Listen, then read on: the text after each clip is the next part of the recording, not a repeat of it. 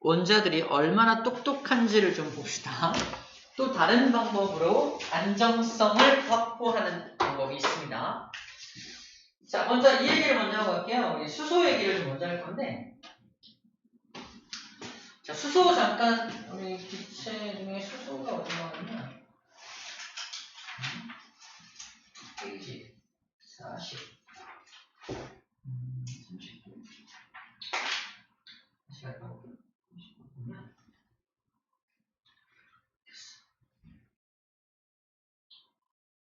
수소. 수소를 보면 좀 애매하죠? 원자과 전자가 하나야? 이는 옥텟 규칙을 만족할 수 있는 방법이 두 가지가 있죠. 전자를 하나를 버려도 되고요. 전자 하나를 얻어와도 되죠. 그치? 언제 버리고 언제 얻을까? 일반적으로는 어떻게 지낼까? 이런 건데, 자, 얘는 일단 비금속으로 분류가 되잖아. 비금속이니까 우리 비금속성이 뭐였어? 전자를 얻으려는 성질이었죠. 저는 전자를 얻고 싶어하는 성질이 더 강한가 보다 했는데, 얘도 누구를 만나냐에 따라 좀 달라져요. 예를 들어서 리튬하고 만나요. 그럼 얘는 전자 하나를 버려도 되고 얻어도 되는데, 좀 더 전자를 버리는 성질이 강한 놈이 누굴까? 리튬입니다. 리튬이 전자를 더 버리고 싶어요. 그럴 땐 얘가 전자를 가져가는 거야. 리튬이 플러스가 되고 H는 마이너스가 됩니다. 전자를 이렇게 얻어오는 형태를 취하게 되는 거지. 이해돼요? 근데 반대로 HCl, 염소를 만나요. 염소. 염소는 전자를 얻고 싶어 하잖아. 오케이! 내가 줄게. 얘는 플러스를 띄게 되는 겁니다. 전자를 버려버리게 되는 거지. 누구를 만나냐에 따라서 얘는 양이온이 되기도 하고 음이온이 되기도 한다는 얘기를 하고 있는 겁니다. 좀 특이한 형태의 전자 배치를 갖고 있기 때문에 그래요. 정리하면 그래요. 수소가 누굴 만나면? 금속을 만나면 제가 전자를 버리게 놔두고 제가 전자를 받겠지. 내가 비금속을 만나면요. 비금속을 만나면 제가 전자를 주겠지. 이런 겁니다. 비금속은 전자를 받고 싶어 할 테니까. 근데 금속은 전자를 버리고 싶어 하니까 제가 받아줘. 약간 좀 이렇게 성격 되게 좋은 친구 같아요. 그래서 금속, 그래 네가 버려. 내가 받아줄게. 이런 거고. 비금속, 네가 받고 싶어. 내가 줄게. 이런 거죠. 이렇게 좀 성격 좋은 친구 같은 게 수소입니다. 수소. 쌤이 좋아하는 수소. 맨날 감기 걸리죠? H. 기억나나요? 있었죠? 자, 이제 머리가 얼마나 똑똑한지를 좀 볼게요. 다시 가서 어디갔냐? 48쪽. 48쪽에 자, 이제 공유결합이라는 얘기를 할 건데 보세요. 일단 배경 이거 보세요.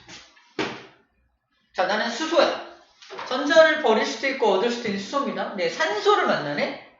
성격 좋은 친구니까 산소가 전자를 얻으려고 할 테니까 전자를 주면 될 거 아니에요. 그죠? 전자를 주면 되는데 산소 원자랑 그렇게 전자를 주고받지 않고도 옥텟 규칙을 만족하는 또 다른 방법이 있다는 겁니다. 어떻게 하냐면 산소가 전자 몇 개 필요해요? 2개 필요하잖아. 근데 여기 보니까 자기한테 전자를 줄 금속이 안 보여. 대신에 비금속들만 저기 잔뜩 있는 거야. 너도 전자 필요해? 나도 전자 필요해. 서로 전자 필요한 것들끼리만 쭉 있는 거죠. 그런 경우에 이런 방법을 씁니다. 그럼 일로 와봐. 너 나한테 가까이 와봐. 왜? 와보면 알아. 가까이 와! 가까이 와서 이 전자를 자기 궤도에다가 집어넣게 만들어. 다시 봐봐. 이 전자를 자기 궤도에 집어넣은 모습이 바로 이런 모습입니다. 저 전자를 가진 수소를 끌어들여서 자기 궤도에다가 툭 집어넣은 게 이 모습이에요. 자기 궤도에다가 전자 껍질에다가 얘가 가지고 있던 전자를 툭 집어넣은 거예요. 여기다가. 그러면 어떤 일이 벌어지냐면 마치 얘가 전자 하나가 더 많아진 것처럼 되는 거야. 얘 입장에서도 그럼 내가 하나 준 대신 나는 뭐 가져가? 대신에 내 것도 네 궤도에 집어넣어. 그래서 이 궤도를 자기 거를 얘 궤도에 집어넣고 있죠. 궤도를 공유해서 전자도 공유하게 되는 거야. 전자를. 다시 말해서 얘가 노란색 전자라고 한다면 이 파란 전자, 노란 전자가 만나서 노란 전자 여기다 집어넣는 거죠. 집어넣는 거야. 얘 입장에서도 마치 내 1차 껍질에 전자가 2개 있는 것처럼 됐어! 산소는 어때요? 나도 이쪽은 전자가 채워졌죠. 이쪽은 아직 안 채워진, 아직 결합하지 않은 거야. 자, 이렇게 되어 있는데, 하나가 채워진 거죠, 어쨌든. 얘는 전자가 2개 필요하니까 얘도 끌어들여. 하나의 수를 또 끌어들여서 여기다 또 한 번 똑같은 방법으로 탕 붙인 겁니다. 그래서 이 노란 전자를 이렇게 또 배치시키면 얘도 한쪽도 마저 돼서 이렇게 웃게 되겠죠. 다시 말하면 얘가 전자 2개가 필요했는데 마침 전자 2개를 갖고 있는 하나씩 갖고 있는 수소를 땅땅 끌어들여서 전자를 서로 공유한 겁니다. 전자를 서로 공유해서 옥텟 규칙을 완벽하게 만족한 거 보이나요? 산소도 만족했어요. 1차 껍질에, 2차 껍질에 하나, 둘, 셋, 넷, 다섯, 여섯, 일곱, 8개 된 거고요. 수소도 만족했습니다. 1차 껍질에 2개. 그죠?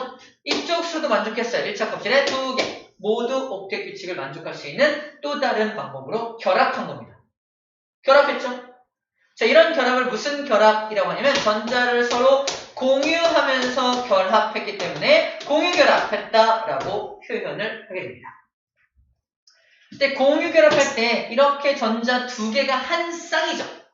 전자 2개가 한 쌍이죠. 그래서 요 한 쌍의 전자를 공유 전자 쌍이라고 표현합니다. 공유 전자 쌍이 형성되었다. 쌍이니까 전자 2개가 되겠죠. 공유 전자 쌍이 형성되었다라고 표현하고, 그래서 이런 물 분자 같은 경우는 공유 전자 쌍이 몇 쌍? 2쌍의 공유 전자 쌍을 형성함으로써 옥텟 규칙을 만족하게 된 거예요. 알죠? 총 2개의 전자 쌍을 공유한다 라고 써져 있습니다. 전자 쌍을 공유한다. 공유 전자 쌍이 2개다. 같은 표현이에요. 전자쌍 2개를 공유한다. 또 다른 표현으로 공유 전자쌍이 2쌍이다 라고 표현하기도 합니다. 아, 이런 방법도 있구나 라는 거예요. 자, 그러면 이온 결합은 특징이 뭐냐면 하나는 전자를 버리고 하나는 전자를 받으니까 금속과 비금속 간의 결합이 이온 결합인 거고, 이 공유 결합 같은 경우는 전부 다 전자가 필요한 것들끼리 공유하는 거니까 비금속과 비금속 간의 결합이 공유 결합입니다. 비금속과 비금속 간의 결합이 바로 공유 결합인 거예요. 자, 그러면 또 문제가 나오죠. 물 분자 하나가 형성이 될 때 수소와 산소는 모두 네온과 같은 전자 배치를 가진다. 아니죠. 수소는 헬륨과 같은 전자 배치를 가지게 되고요. 산소가 네온과 같은 전자 배치를 가지게 되겠죠. 이렇게 문제가 뭉뚱그려 나왔을 때 구분해 줄 수 있어야 합니다. 아, 그렇구나 라는 거예요. 아, 이렇게 공유 결합이라는 형성이 되는구나 라는 겁니다. 자, 공유 결합 종류를 좀 보도록 하겠습니다. 공유 결합은 3종류가 있는데, 간단히 말하면 이렇게 한 쌍을 공유한 게 단일 결합, 2쌍을 공유한 게 이중 결합, 3쌍을 공유한 게 삼중 결합이에요. 일단 다짜고짜 세 결합 중에 어떤 게 가장 센 결합 같아요? 삼중이겠죠? 이거 끊는 거 진짜 힘들겠죠? 약 마치 샴쌍둥이 같은 느낌이에요. 몸을 이렇게 공유한 거야, 몸을 자기 몸들을 공유한 거야. 이걸 뜯어내기 되게 힘들겠죠? 대표적인 게 질소입니다. N2가 질소. 질소를 잘 보면 질소가 원자번호 7번이니까 원자가 전자가 5개거든요. 전자 몇 개 필요해? 3개 필요하잖아. 나도 3개 필요해. 나도 3개 필요해. 질소와 질소 원자가 만나면 전자쌍을 3쌍을 공유하면 이렇게 둘 다 옥텟 규칙을 만족할 수 있겠죠. 세볼게요. 어떻게 세는 거냐면 하나, 둘, 셋, 넷, 다섯, 여섯, 일곱, 8개라고 세는 거예요. 그래서 얘도 8개야! 얘도 하나, 둘, 셋, 넷, 다섯, 여섯, 일곱, 8개. 둘 다 옥텟 규칙을 만족한 모습입니다. 그래서 이렇게 만들어진 게 질소 분자 N2거든요. 굉장히 안정적인 물질이죠. 그리고 얘를 자르는 것도 되게 어렵죠. 번개 정도 쳐야 이게 뜯어진다고 알고 번개가 쳐야 됩니다. 번개 같은 에너지를 가진 게 빡 쳐줘야 이게 끊어져요. 잘 끊어진다는 얘기야, 안 끊어진다는 얘기야? 잘 안 끊어지죠. 그래서 잘 들어. 그래서 공기 중에 질소가 제일 많은 거예요. 몇 프로? 무려 78%가 질소인 이유가 바로 이런 결합 때문입니다. 안정적이기도 하지만 좀 아까 여러분 과자 봉지 뜯었을 때 뭐 나왔어요? 질소가 튀어나온 거예요. 그죠? 질소가 펑 튀어나온 거고 안정적이라서 그 과자하고 반응을 해요, 안 해요? 안 해요. 과자를 썩지 않게 보관을 잘합니다. 대신 빵빵하게 만들어주니까 과자가 깨지는 걸 방지할 수 있겠죠. 그때 이용합니다. 공기 중에도 한번 만들어지면은 절대 없어지지 않고 거의 유지되니까 무려 78%나 질소가 차지하고 있는 거예요. 자, 산소 같은 경우는 원자가 전자가 6개니까 2개 필요하잖아. 2개 필요한데 저기도 산소 원자가 있어. 2개 필요하죠. 서로 2개씩 필요하니까 두 쌍을 공유하면 되겠죠. 그리고 플루오린은 하나 부족합니다. 원자가 전자가 7개거든요. 하나 부족해. 저기 또 플루오린 원자가 나도 하나 부족해. 우리 전자쌍 한 쌍을 공유하자 해갖고 이렇게 결합을 한 거죠.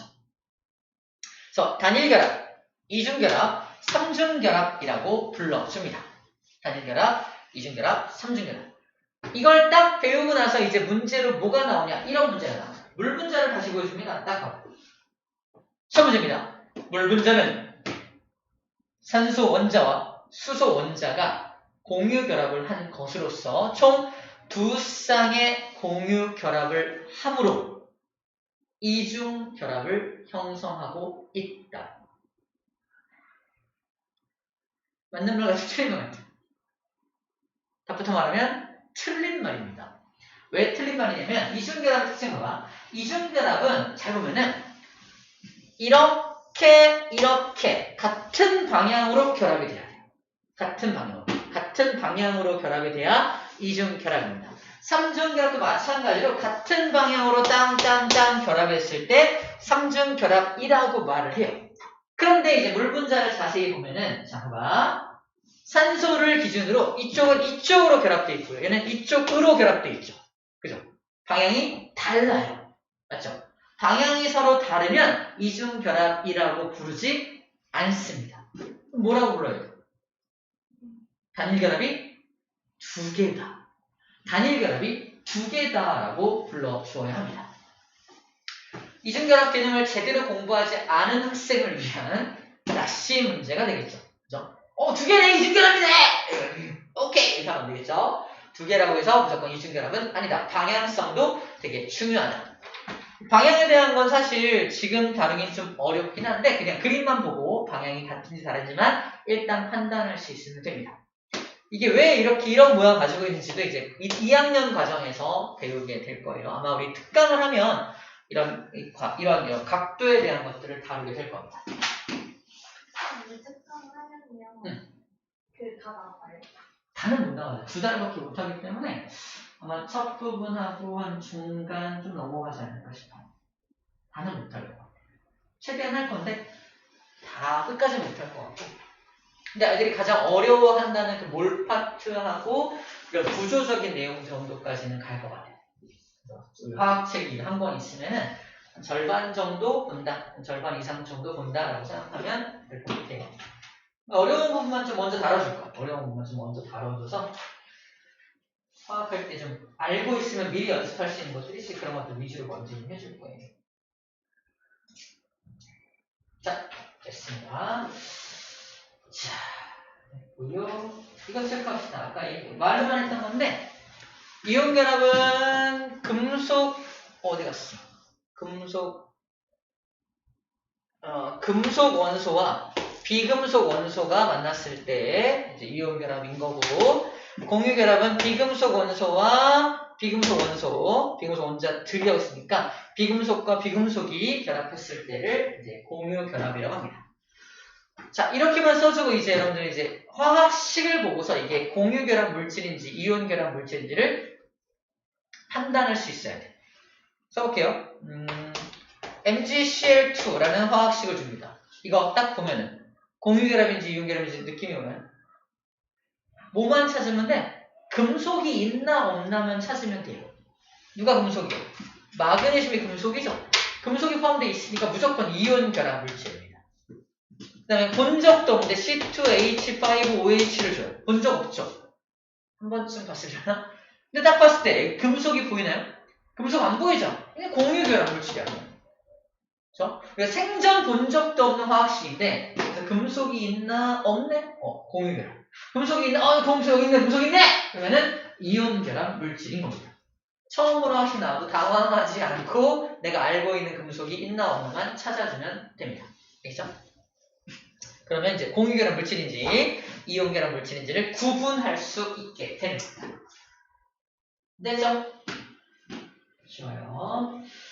자, 그럼 이제 우리 지구에 있는 여러 가지 물질들과 생명에 있는 물질들 중에서 누가 공유결합 물질이고 누가 이온결합 물질인지 볼 건데 화학식이 다 나와 있는 건 아니고 우리 물이 H2O인 거 알죠? 그래서 구성 원소인 H하고 O만 소개되어 있는데 중요한 건 물은 무슨 결합 물질이다? 공유결합 물질이네. 왜? 금속이 없잖아. 그지? 이산화탄소는 어때요? C하고 O니까. 아, 공유결합 물질이네. 그지? 금속이 없잖아. 근데 염화 나트륨은 어때요? 소금. 나트륨이라는 금속 보이나요? 금속이 포함되어 있으니까 이온결합 물질이네. 그 다음에 산화철. 녹슨 철을 말하죠. 철이 금속이잖아. 그러므로 이온결합 물질이겠네 라고 이제 판단해주면 되는 겁니다. 우리 몸에는 생명 시스템, 우리 몸속에는 거의 대부분이 다 공유결합 물질로 되어 있어요. 물, 탄수화물, 단백질, 지방. 재미있었나? 우리 몸은 물단지다. 그죠? 물단지. 제일 많은 게 물이 제일 많고 단백질, 지방, 탄수화물 많은데 물을 구성하는 거 H하고 단백질, 탄수화물 줘. 기억나? 지방 줘. 단백질 됐어. 촌스러워. 기억납니까? 촌스러워. 근데 촌스럽든 조든 전부 다 C하고 H, O, N, S 모두 비금속이에요. 모두 비금속들로 이루어져 있는 것이므로 전부 다 공유결합 물질인 거 확인하면 됩니다. 그렇겠네. 공유결합으로 이루어질 수밖에 없겠네. 라는 거예요. 보니까 우리가 알고 있는 대부분의 물질들이 다 옥텟 규칙의 근거에서 만들어진 물질들인 거죠. 그래서 가장 핵심이 옥텟 규칙이라는 규칙입니다. 정확하게 알고 있으면 모든 문제가 다 해결이 되는 거죠. 됐습니다. 다 일단 개념 정리했고요. 우리 49쪽에 문제 풀어볼게요. 풀어보자.